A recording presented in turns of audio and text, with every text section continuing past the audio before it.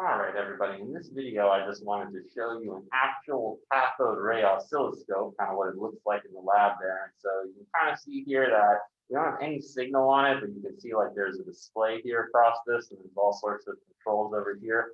I have it hooked up to just like a little circuit board right here. You can see that there's a battery source there. And so you should see a sinusoidal sort of pattern here if I touch this lead, this part of it. And of course, even though you test it right before you start recording, nothing ever works when you want it to.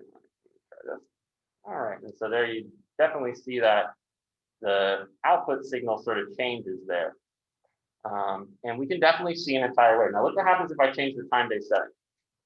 So if it's too short of a time, then maybe you could see an entire wave from like trough to trough here, but like that's definitely, not enough of the wave, right? It's maybe like half a wave, okay?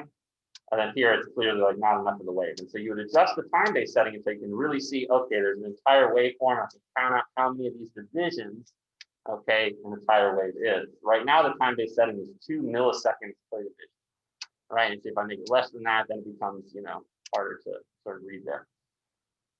The height of the wave, that's the Y plate sensitivity, and you can sort of adjust that also. But this is what sort of a cathode ray oscilloscope looks like in the lab. And again, you would adjust the time-based setting until you can sort of see an entire oscillation, right? So an oscilloscope. There you go.